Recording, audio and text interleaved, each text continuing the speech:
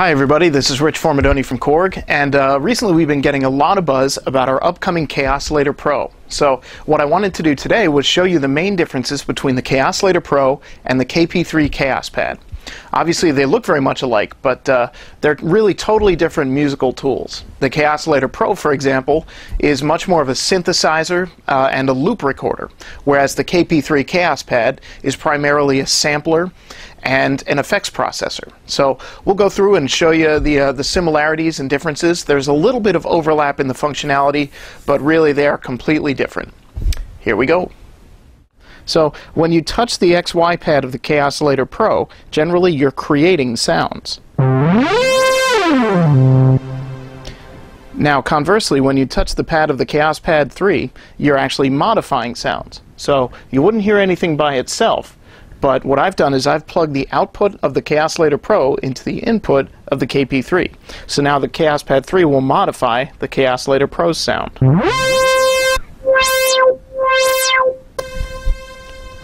Now both of these guys have 8 buttons just above the XY pad, and on both of them they're used for storing your 8 favorite programs. So you can use the right button and then touch one of the buttons here to save your favorite program in one of those 8 locations.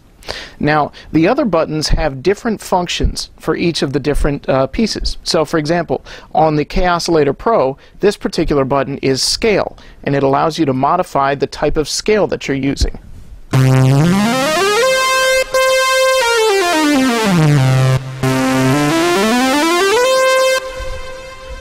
Now on the Chaos Pad 3, that button is Auto BPM. So that'll let you take audio from the inputs and actually automatically detect the beats per minute, the tempo of that particular sound, and apply it to the master tempo of the KP3. The next button down is key. So on the Kaossilator Pro, it changes the key that you're working with.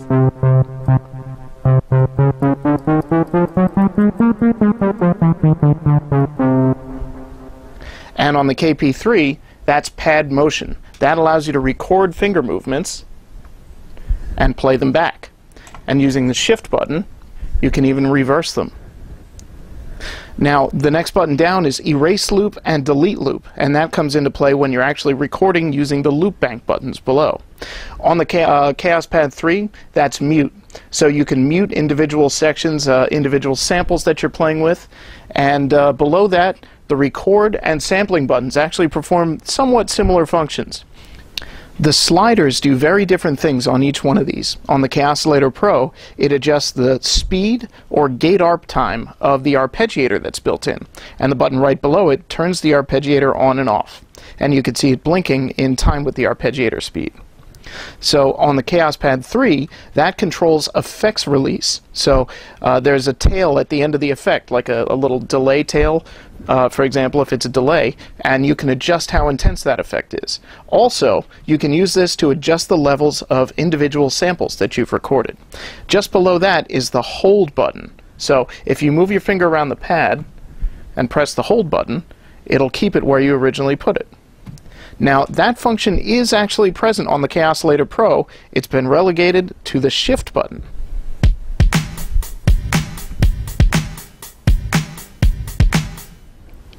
So one of the biggest differences between the Kaossilator Pro and the KP3 is how they record.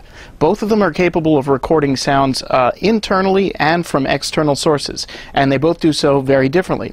The Kaossilator Pro is much more focused on recording sounds that are internal and creating loops from them. So for example, I can take a drum sound here, we'll grab a quick drum groove, and from there I'm going to record it onto one of these loop recorder banks.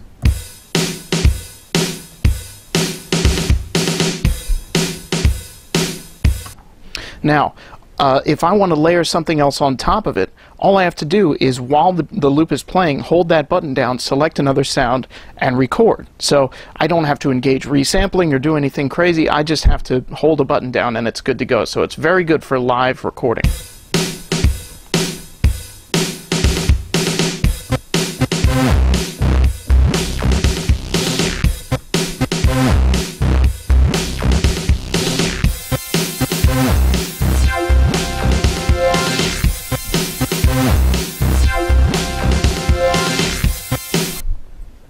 So you can build loops very, very quickly.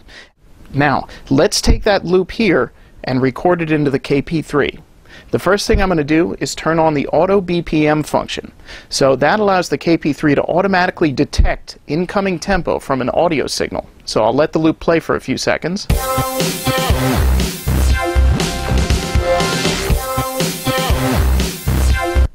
Alright, it has detected the tempo, and now what I'm going to do is record it onto one of these sample banks. So all I have to do is press sampling and start the loop going, and when I'm ready, press one of those buttons.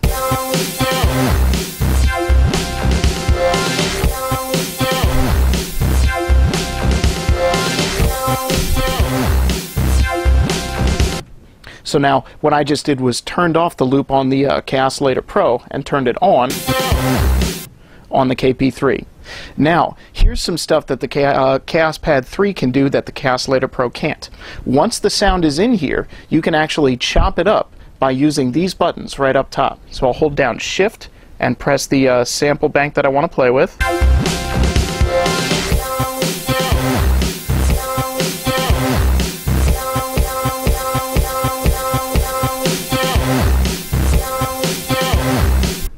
So you can do some live remixing there. And what you can also do is modify it using any of the effects. So all you have to do is, while it's playing, scroll through, find your favorite sounds, and tweak it using the built-in effects.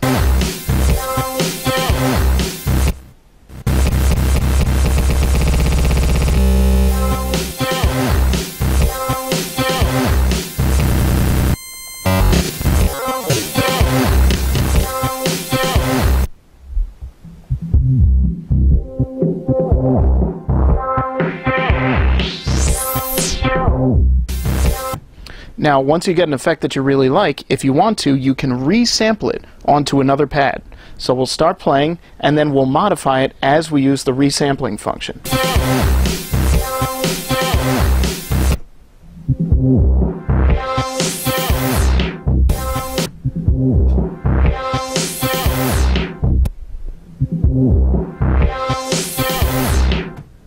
So as far as sampling and resampling goes, the KP3 is a really, really powerful beast, and that's its main functionality as an effects processor and a sampler.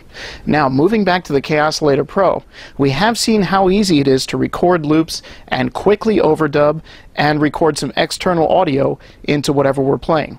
The other wonderful things that you can do with the Kaossilator Pro are really modify your performance using things like note range, scale, and key. If I want to change the note range from 1 octave to a full range of either 6 or 8 octaves, I can do that. So I can go very, very far with all the sounds that are built in here. Now, that's not to say the KP3 is totally empty in that regard. There are a few good synth sounds in here.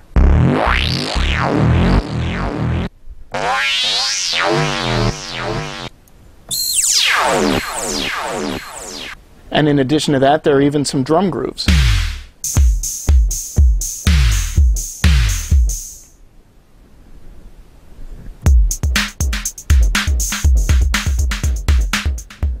So you'll find just a few drum grooves and synth sounds that you can use as part of your music. Whereas in the Kaossilator Pro, that's most of what you've got. And you've got just a couple of effects in the style of the KP3 to get you moving.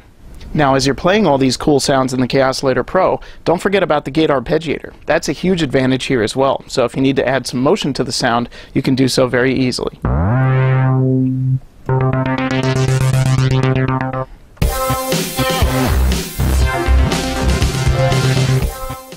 So, to sum up, the Kaossilator Pro is going to be a more powerful tool for creating ideas from scratch. If you have a beat in your head that you got to get down, the Kaossilator Pro can do it with lots of different variations very quickly and very easily. If you already have material that you want to manipulate, like samples or pre-existing loops, or if you want to take content from something else and chop it up and manipulate it, the KP3 Kaospad is going to be a much better choice. And as you might imagine, the two of them together are an unstoppable force to be reckoned with. So if you get a chance to plug them both in and check them out, it's a lot of fun. Thanks very much. We'll see you next time.